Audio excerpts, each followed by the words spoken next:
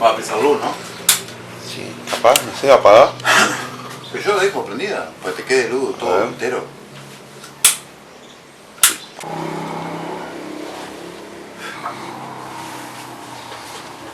Enfocando. Micrófono. Ah, porque vos mezclás después. Mirando la cámara. Arranca nomás.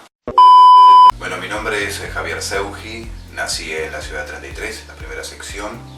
Hace 41 años, ya el 26 de agosto del 1978. ¿Me dijiste que era? Rubro artístico. Bueno, yo en el rubro artístico lo que tiene que ver es puntualmente soy músico. Y primero que nada. Y después, bueno, lo que tiene que ver con mi profesión, soy docente de guitarra y de canto. Y además soy radiocomunicador, vale decirlo, y no periodista, pero sí me desempeño en ese papel. Pero principalmente soy radiocomunicador. Comencé hace unos cuantos años en esa rubro. Hoy le comentaba a una alumna, yo nací y me crié escuchando música porque mi padre tenía un taller de sanitaria, además tenía un taller de radiomontador, arreglaba radios y televisores, era un técnico en televisor y radio y escuchaba, no recuerdo qué radio, sea radio local seguramente, muchos partidos de fútbol y demás, pero escuchaba música. Entonces mientras yo andaba por ahí por el patio, estaba la radio del prendida. Pero mi madre fue la que, creo yo, me influyó más a escuchar música, porque era la que tenía la radio continuamente prendida, la radio local, y además tenía los cassettes y ella grababa de la radio. Entonces grababa lo que ella quería y después, mientras hacía sus tareas, escuchaba la música y además tarareaba y cantaba. Y tenía un pasadisco de madera, esos antiguos. El pasadisco de madera, para que no lo conocen, para los que son más jóvenes, parecía un mueble, era un mueble, con una máquina en el medio, que era la bandeja, que tiene una tapa, ese mueble, que tenía adornitos siempre arriba, la carpetita famosa de crochet, ¿no? Entonces ahí tenía, bueno, portarretratos, algún que otro adorno. Los corría hacia un costado, abría esa tapa con los camuticos de vinilo y ahí ponía el brazo con la púa y escuchaba discos. Y un montón de discos, recuerdo, había discos de mi tío, discos conseguidos por ahí. Y empecé a escuchar mucha música, desde tangos hasta folclore, la música que se escuchaba en ese momento también. Y bueno, y ahí fui, entre comillas, mamando lo que tiene que ver con el folclore uruguayo y argentino. Entonces me empezó a llamar la atención mucho eso. Y ya en la etapa de la adolescencia, yo tengo un hermano varón, tiene 4 años más que yo. Digo, aclaro, hermano varón, pues tengo más hermanos, son hermanas, pero el único hermano varón que tengo es Pablo, y él se dedicó un poco en la adolescencia al deporte, al fútbol, ¿no? Si bien se fue un poco el tiempo, yo me dediqué más a la música, me atrajo más eso. Y bueno, y ahí comencé a escuchar mucho más y recuerdo que tenía un radiograbador, que no recuerdo la procedencia, pero me acuerdo que era un parlante con un casetero. Escuchaba mucha radio y 2x3 escuchaba también algún que otro cassette de mi madre, y yo con el tiempo fui consiguiendo cassettes que eran usados y lo usaba yo, lo usaba mi hermana y se los rescataba cuando ellos los descartaban, y ahí fui haciendo mi propia discoteca. Pero sobre todo escuchaba radio porque me gustaba que me hablaran, me gustaba la música, ¿sí? No era tan melómano, pero escuchaba música. Y radios locales de AM, de FM, y hasta que, bueno, en la mitad de mi adolescencia me fui inclinando más por el tema de la música y de la guitarra, sobre todo, que la primera guitarra que tuve en mis manos me la prestó un amigo, lamentablemente ahora ya no está. Andrés Ipuche fue el que me prestó la primera guitarra. Aquellos que vean este video se van a acordar de él seguramente si lo conocieron.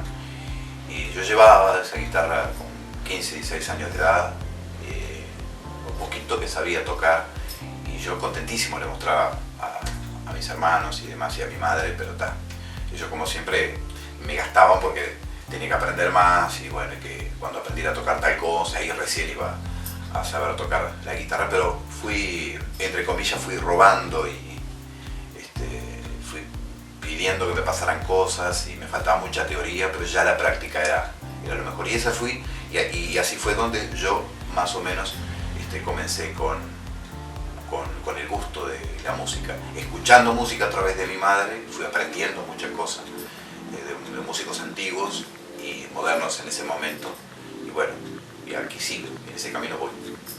El gusto por la radio surgió también en esa etapa de la adolescencia, donde escuchaba mucha radio y mucha música, y me armaba los programas en mi cuarto encerrado, sobre todo cuando mi madre hacía la siesta, yo me armaba esos programas, ¿no? Y hablaba solo, incluso abría la ventana de mi cuarto, por ahí pasaba alguno y me escuchaba, yo qué sé, no sé, esa fantasía que uno tiene de gurí.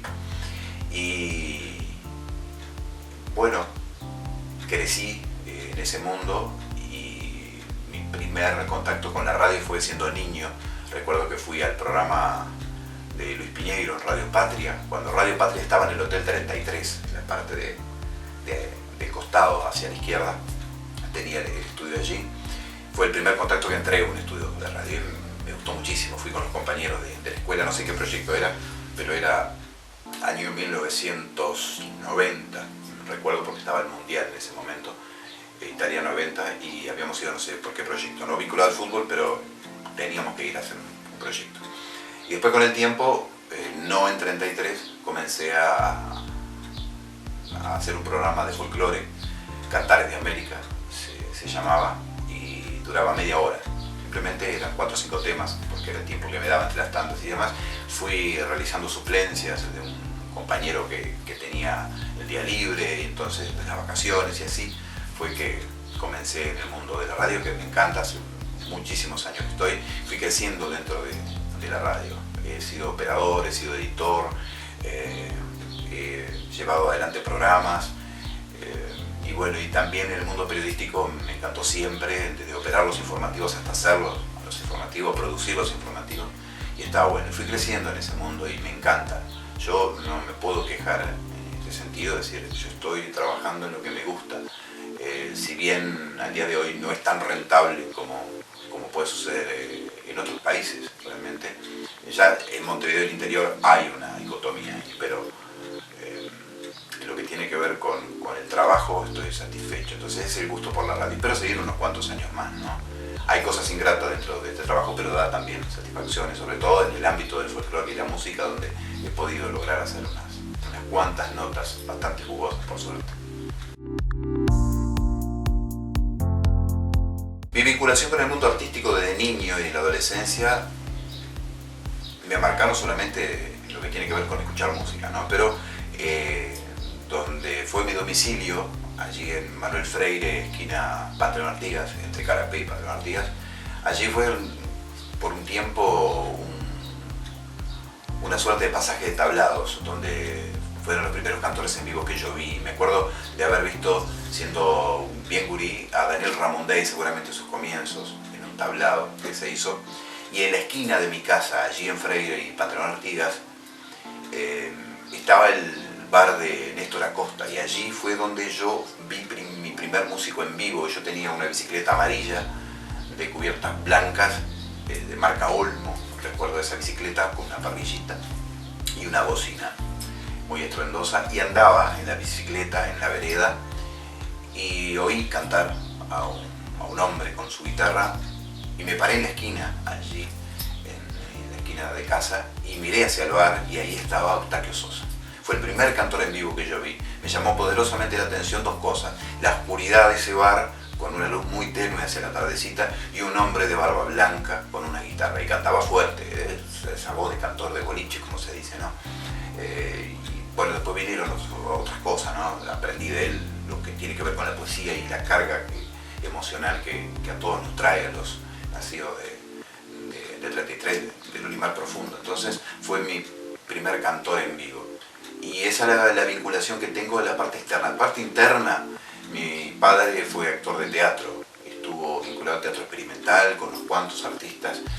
Recuerdo, por decirle uno, José Mujica, quien estuvo por mucho tiempo a cargo del del Museo de 33, fue compañero de Pepe Vázquez, quien también estuvo vinculado al programa de televisión de Canal 12, Plop, no sé si recordarán ustedes, pero fue compañero de Pepe Vázquez de aquí de 33. Bueno, esa sangre artística quizás viene por mi padre, que también fue mimo, según me contaba mi madre, siendo muy joven, y bueno, por esa beta me parece que fue inconscientemente lo mío, y no lo hice porque mi padre era eso, fue eso, sino porque me nació, así que me parece que tiene algo que ver quizá, o psicológicamente, ¿no? Pero tiene algo que ver quizá con la genética.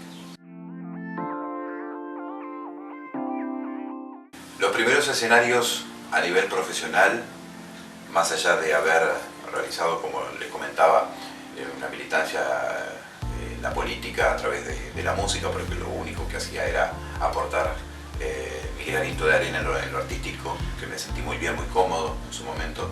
Escenarios grandes, por decirlo, recuerdo el Festival del Club de Leones de Lascano, en Aiguá también, en Maldonado tocamos muchísimo, estuvimos afortunadamente en Montevideo, en el Cerro, estuvimos en el Teatro Florencio Sánchez, con la vieja formación, en aquel momento Arturo Silva, Santiago Silvera, Ñato y Víctor Farías. En ese momento fue una experiencia muy linda, con unos amigos por allá. Y después, bueno, hemos recorrido gran parte de la zona este, nos queda todavía algunos festivales más. Fuimos a Durango también, a la Puesta del Sol. Nos convocó Ramón por allá para hacer nuestro tributo y compartir con hermanos argentinos, que los aprecio mucho. Y la perla que me faltaba y realmente muy satisfactoria fue en el 2012, por dos razones.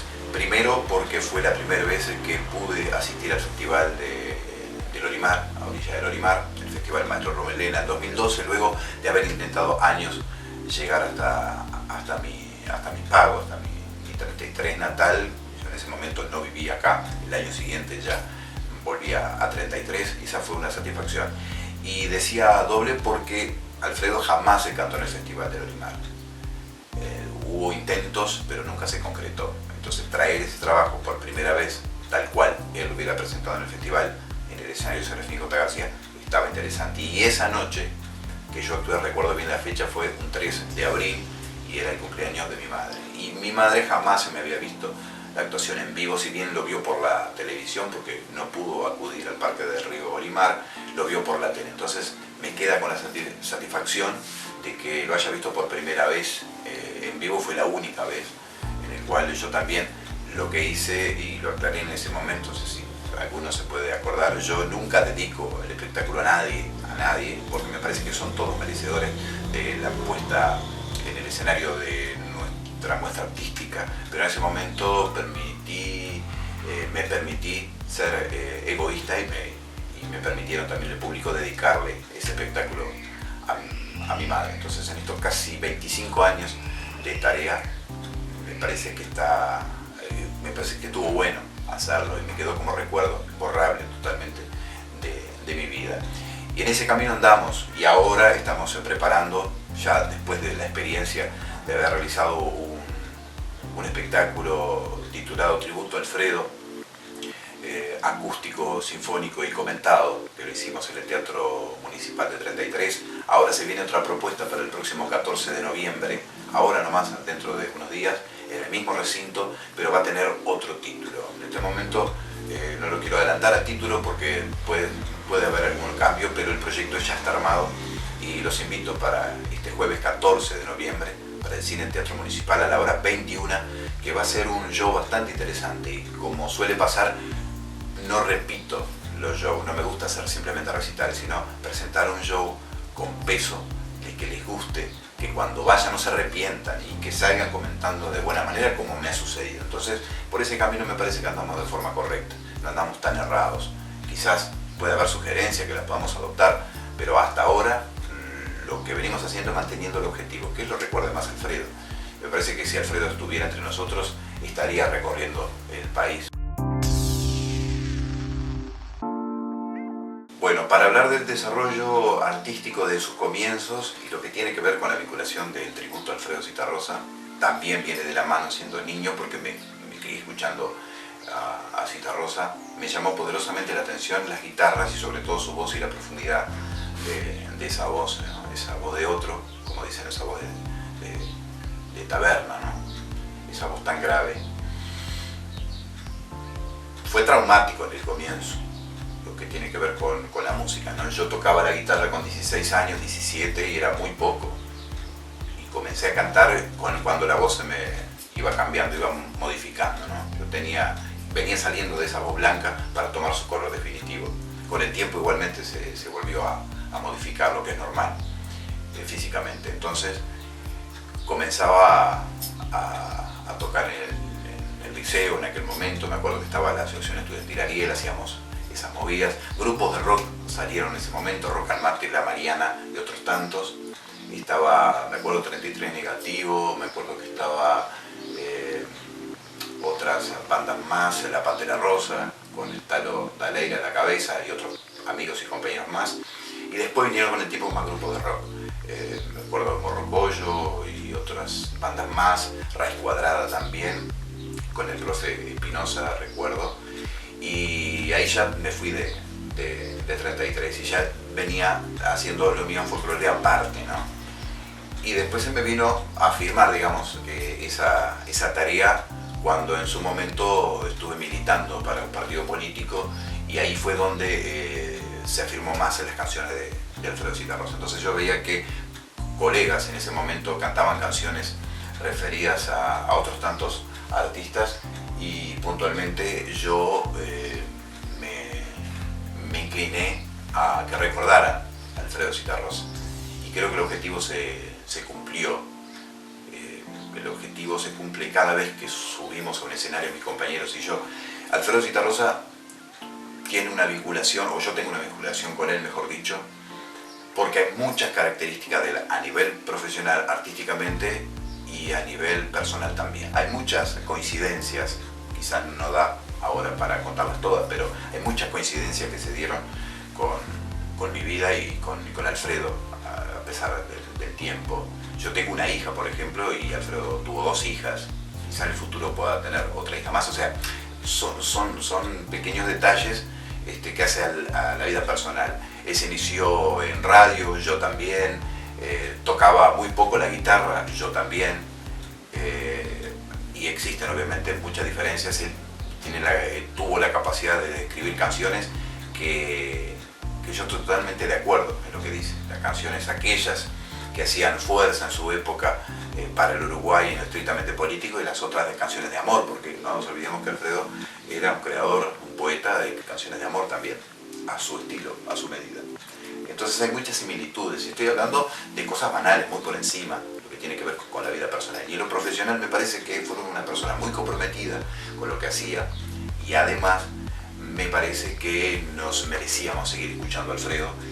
Me parece que toda esa magia que nos unió sin querer, más allá del registro de voz parecido, el físico incluso, algunos dicen también. Entonces eso es como un llamado de atención, pero no lo hago como para decir, bueno, voy a aprovecharlo. Si bien hay que ser justo, hay cosas a nuestro favor, yo lo hago con tremendo respeto. Y Alfredo tuvo muchísimos guitarristas. Yo a esta altura he tenido menos que él, obviamente, y no pretendo tenerlo tampoco, tener mucho más, sino que he cambiado también de músicos, y hoy en día afortunadamente cuento con 4 músicos muy buenos, diría que excelente, una selección. A veces me siento como Jaime Ross, te digo, con esa selección. Pero Marcelo Lito Guerra hace la primera guitarra, luego tenemos 2 compañeros más, Adrián Besidi, docente, compañero de trabajo, Luis Domínguez, que es de Luisito, que es de Lascano, de Rocha, y Adán Gutiérrez, que es una institución en lo que tiene que ver con la guitarra, y puntualmente toca el guitarrón. Entonces en ese cuarteto se recrea, si se puede, la magia de lo que dejaba la música y la guitarra de quienes acompañaron a Alfredo.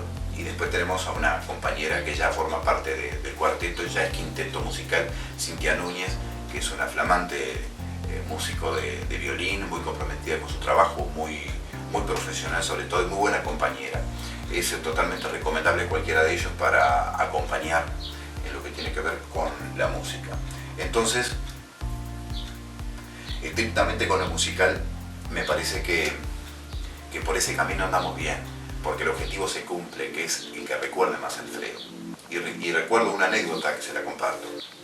Estábamos actuando, no recuerdo en qué festival, y un hombre venía llegando en su auto y escucha canciones de Alfredo. Y él pensó, me lo confesó tiempo después, que habían puesto música de él, habían puesto en aquel momento un disco.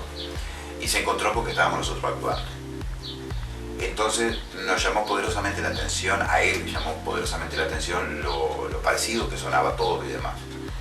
Al tiempo, cuando me encuentra en otro festival, me confiesa esto, me cuenta esto, y él, al vernos a nosotros actuar, haciendo ese tributo a Alfredo, recordó que tenía un cassette original de Alfredo, se lo dio a su hijo para que lo digitalizara y él tener esa música en el auto, o sea que no tenía pasacassette en ese momento. Entonces yo dije, pucha, hemos logrado traer al recuerdo ese cassette de este buen hombre para que lo tuviera al alcance de la mano en el automóvil. Entonces el objetivo se cumplió. Hicimos que recordara a Alfredo y traerlo de nuevo desde la grabación para que lo escuchara en el auto. Entonces se cumple ese objetivo. Creo que al hablar de nosotros, de nuestro tributo, están hablando de Alfredo. Y cuando aplauden las canciones que nosotros recreamos sobre un escenario, están aplaudiendo la obra de Alfredo. Y sobre todo lo que él hizo y cómo encaraba su trabajo. Y esa es una tarea que a mí me llena de satisfacción y me preguntan incluso ¿por qué no hago canciones mías? Me parece que no estoy preparado. Me gusta crear música, pero no letras. No me siento preparado con tantos poetas muy buenos que tenemos en el Uruguay, en 33 que tenemos credenciales para eso, y en el Uruguay. Me parece que las canciones ya están hechas y lo que quiero hacer ahora, junto con mis compañeros, es que recuerden esa figura de Alfredo que nos dejó en el 89 muy tempranamente y nos merecíamos seguir escuchándolo, me parece. Me parece que va a seguir siendo el mayor exponente del canto popular y yo sé dónde me he metido y algunos, afortunadamente la mayoría lo entienden y otros que no. De más está decir de que si tuviera que elegir nuevamente la tarea lo haría lo mismo. Me parece que nos merecemos todos seguir escuchando a Alfredo y si en nosotros está la posibilidad de poder rescatar algo de la esencia que él hacía, lo que él hacía y profesaba sobre todo, eso está bueno. Pensar de una manera y recrearlo y mantenerlo, no decir una cosa y hacer otra. Me parece que fue una calidad de un hombre muy importante, en la vida personal muy comprometido y eso hay que jugársela así, me parece que está bueno. La nota que más recuerdo, creo que no tengo una preferida, son como las canciones. Una vez hablando con Julio Víctor González, a quien entrevisté bastante, y hemos hablado fuera de micrófonos por el motivo musical, Julio Víctor González en su cara, una vez le pregunté cuál era la canción preferida y él me dijo lo mismo que voy a contestar ahora, que no existen canciones preferidas, que son como hijos, como hijos de esas canciones. Y si bien hay canciones que no pueden faltar dentro del repertorio, como me pasa a mí, hay canciones que no la puedo dejar de lado, como El violín de Becho, como Stephanie, en fin, hay otras canciones que sí pueden quedar para otro recital, pero puntualmente si esas canciones no están dentro del repertorio, como que la gente creo que no cree todavía que es un repertorio de Alfredo.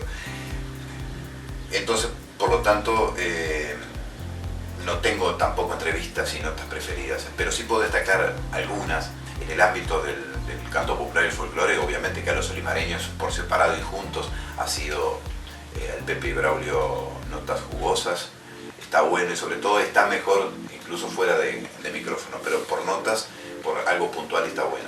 Después figuras de la política también, la radio me ha dado esa satisfacción de conocer profundamente a través del trabajo periodístico también, de conocer los actores políticos, de cómo se manejan y sus opiniones, tenerle ese seguimiento. También recuerdo haber realizado notas, por ejemplo, a gente de la farándula, puntualmente la Argentina, que ha visitado nuestro país. Recuerdo una nota muy linda con Carlos Perciavale, aquí en 33 en el hotel. Estuvimos hablando y me resultó una persona muy agradable.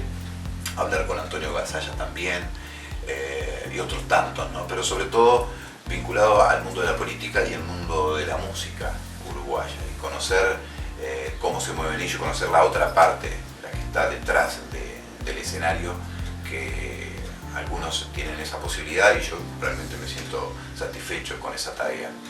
Esas son notas que las fui perdiendo incluso a través del tiempo. No soy una persona de guardar mucho material, que lo tendría que hacer para el futuro, pero no tengo esa costumbre que existía antes, incluso en las radios, tener ese banco de notas. Pero me he quedado con algunas de ellas y bueno, no tengo una preferida. Y en este momento no recuerdo puntualmente alguna otra, pero sí destaco lo de la política, notas a actores políticos y sobre todo a músicos. Eso me ha dado también el abanico amplio como para conocer también el medio en los dos trabajos, tanto en radio como en el mundo artístico musical. A nivel de radio y como oyente, creo que la tecnología ha servido por una parte de muy buena manera, en el sentido de que ha mejorado la transmisión, la salida al aire. Por la parte humana me parece que está bastante complicado, porque en la era de las máquinas, y nos queda todavía un poco más, y quién sabe lo que vendrá más adelante, en la era de las máquinas están dejando de lado fuentes de trabajo, y eso es preocupante, sobre todo la juventud. La juventud, como me pasó a mí, en ese momento tuve suerte, pienso yo, porque faltaban realmente operadores, y si bien yo entré en una etapa donde ya hubo cambios tecnológicos, no era un trabajo tan intenso. Hoy en día el operador no tiene esa intensidad de trabajo como la tenía antes, y hoy en día la computadora puede reemplazar incluso el manejo de un operador que no es locutor, pero opera, y con una computadora ya tenemos un puesto menos de trabajo. Me parece que la calidad humana es importante y es irreemplazable. Tiene que haber una persona a cargo. Y hay mentalidades, ¿no? Podemos ponernos a pensar de que podemos tener una visión para mejorar la salida al aire, mejorar la empresa, pero por otra parte nos falta esa calidad humana, ese equipo humano que no te lo hace una computadora, no te lo hace ningún aparato tecnológico, ¿no? Me parece que las personas tienen que estar, ¿no? Es como tener un invitado en un programa periodístico y que simplemente lo que haga es leer las preguntas en una pantalla y contestarlas, ¿no? Tiene que haber un entrevistador. Entonces, si es necesario ver dos personas, porque si no pierde esa calidad de programa, creo que el operador tiene que estar.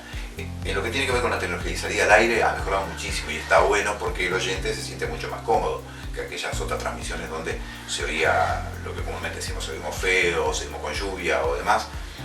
Y está bueno, son transmisores nuevos, micrófonos de buena calidad, consolas digitales, pero creo que la parte humana está realmente tocada muy de cerca con ese advenimiento de tecnología.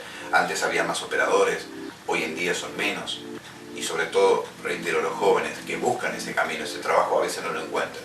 Y otra cosa de lo que pasa, me parece a mí, es una opinión totalmente personal, de que se solicita la experiencia, pero hay que darse tiempo también para poder enseñar, que no todos lo hacen. Yo tuve la suerte de que en la radio donde yo comencé a trabajar hubo calidad de enseñanza y de aprendizaje, pero hoy en día no. Entonces, ¿cómo obtener la experiencia si no te dan la oportunidad? Me parece que hay que replantearse, ¿no? Pero son distintas mentalidades. Uno lo ve de un lado y está el empresario que lo ve de la otra parte.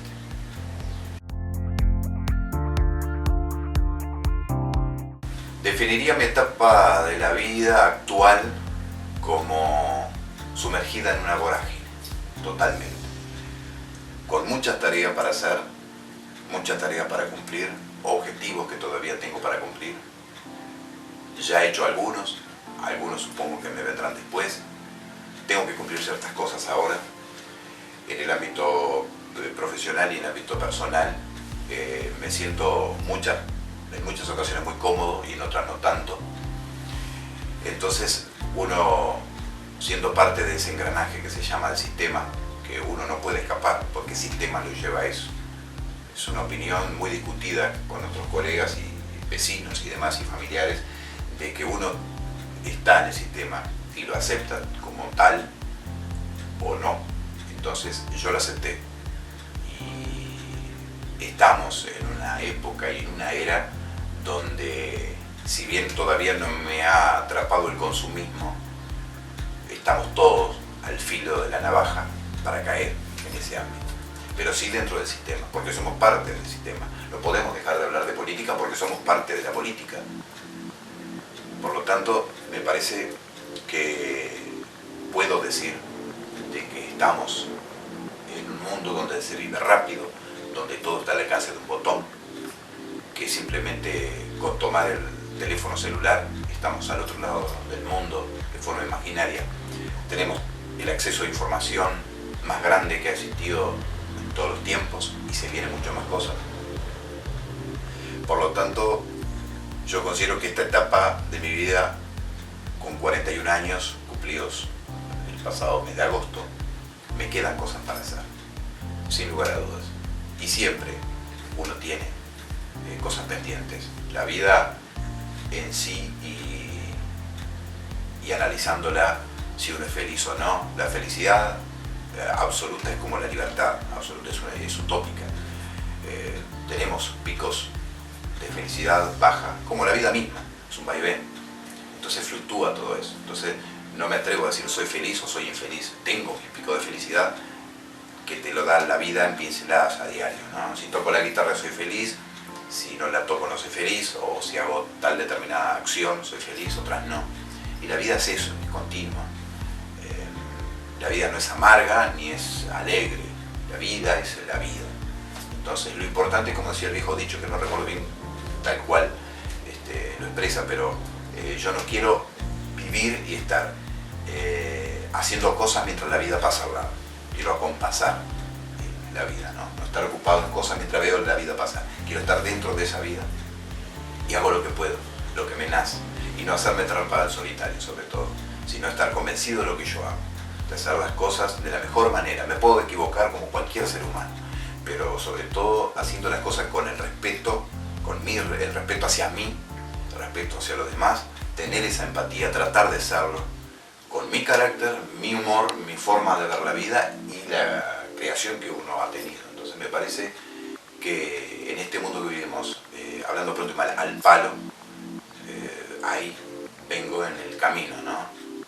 Tirando las piedritas para el costado y tratando de transitar, porque para atrás ya no podemos volver, simplemente seguir hacia adelante y avisorar un horizonte que nos dé una salida para estar cada vez mejor, ¿no? Y llegar a nuestros penúltimos días, digamos, de la mejor manera. Entonces esa es la evaluación que puedo hacer hasta el momento, ¿no? En torno a las redes sociales, yo estoy de acuerdo de la utilización si se usan de buena manera. Puntualmente la red social que utilizo es Facebook. Me negaba en su principio, pero me dio satisfacciones después. Tuve contacto con compañeros, amigos, familiares que hacía mucho tiempo que no tenía ese acercamiento, entonces Facebook me llevó a eso. Después se fueron dando cosas, ¿no? Uno fue aprendiendo con el paso del tiempo lo que te ofrecía Facebook, y Facebook mismo cambió y mejoró en algunos aspectos, y bueno, uno ya lo toma como algo diario, ¿no? Al día de hoy. Es la única red social que manejo. Uno ya con el teléfono celular se contacta mucho más con el WhatsApp también, con esa creación de grupos que tuve que aprender también con tiempo, pero el Facebook es la única red social. No tengo ni Instagram, no tengo Twitter, no tengo ninguna otra red social porque no las conozco, no les sé ni el nombre, pero Facebook es la más conocida, digamos, y la que tiene más adhesión, ¿no? Más allá de que se han impuesto otras.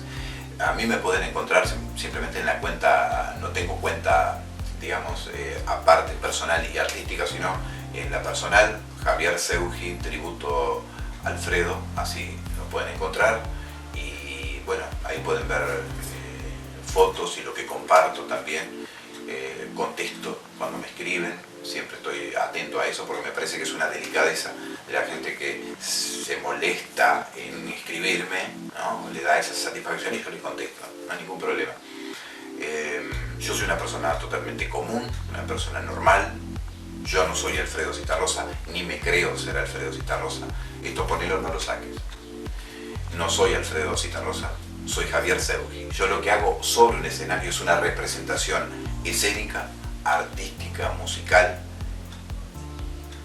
Hay algunos que no lo entienden, algunos que dicen, Javier Seugi, si querés Zitarrosa. Yo no soy Zitarrosa, no lo voy a hacer nunca, no puedo llegar a hacerlo, es imposible. O sea, no tiene cabida un dedo de frente para que yo pueda pensar eso. Soy Javier Seugi, me considero un artista porque represento el arte a través de lo que hacía Alfredo. Y el objetivo, repito, es que lo recuerden más a él. Yo me bajo del escenario, y arriba del escenario soy Javier Seugi, hago una representación escénica, es un teatro musicalizado, para que lo entiendan de una vez por todas, muchos. Es eso. Hay gente que no lo entiende, y bueno, en este caso lo que yo hago es eso. Soy Javier Seugi, arriba del escenario, detrás de un micrófono de radio, en mi casa, en la calle. O sea, soy una persona común que voy al almacén, compro el pan, hago los mandados, voy a trabajar, quiero aportar a la sociedad algo, y es el traspaso de conocimiento musical que yo adquirí gracias a los señores profesores que tuve, que ya de paso lo nombro. José Pedro Gutiérrez fue uno de los profesores, el que me enseñó a leer música. Nené Ferreira también, en Lascano. O sea, le debo mucho a esa gente y quiero hacer el traspaso, dejar algo para los chiquilines, tratar de que los gurises y los más grandes también, compartir la música. Creo que la música es amplia, nos lleva a otro mundo y es algo que jamás te pueden sacar la música de acá, porque podrás perder un libro, podrás no tocar un instrumento, pero la música está acá, en el alma y acá, en la cabeza, no te lo van a sacar nunca. Entonces me parece que esa sensibilidad en el mundo artístico y en la música sobre todo, no te lo va a sacar nadie. Entonces me parece que llegar a ese extremo de tener que explicar lo que uno hace, a veces tiene cabida. Entonces, por ahí, si a alguno le quedó la duda, es simplemente eso. Es una representación escénica, musical, sobre un escenario. Yo soy Javier Seugi y lo voy a seguir siendo. ¿Qué puedo decir? Que me siento satisfecho por todo lo que he hecho.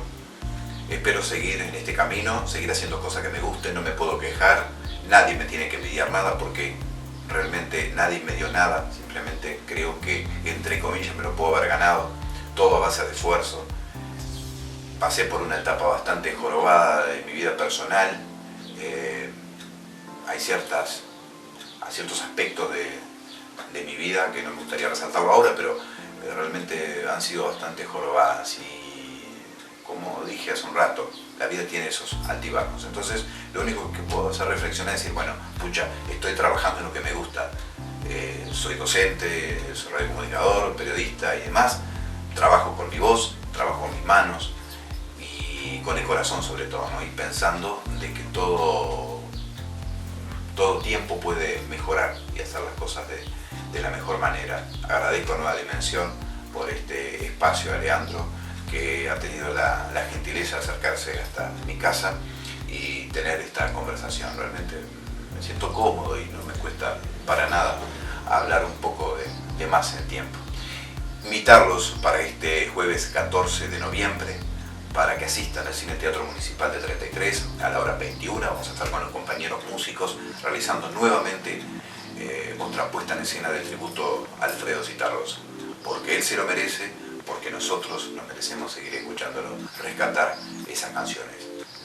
Desde ya les agradezco que vayan, apoyen a la cultura no solo local, la cultura del 33, sino a nivel nacional. Nos merecemos un rato, una hora y media de estar juntos y sentirnos que todos podemos ser Alfredo en un momento y sentirnos bien dentro de la calidad musical que proponen mis compañeros y yo, realizando el aporte como pueda desde sus canciones, tratar de rescatar un poquito la esencia y que todos cerremos los ojos y podamos imaginar de que Alfredo está entre nosotros, porque creo que está en cada uno de nosotros adentro, quiera o no lo quiera, pero creo que en cualquier rinconcito del país todo el mundo sabe quién fue Alfredo Zitarrosa.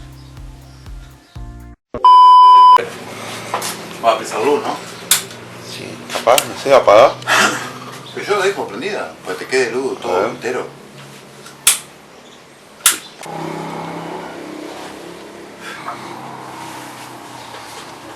Enfocando el micrófono. Ah, porque vos mezclás después, mirando la cámara. Arranca nomás.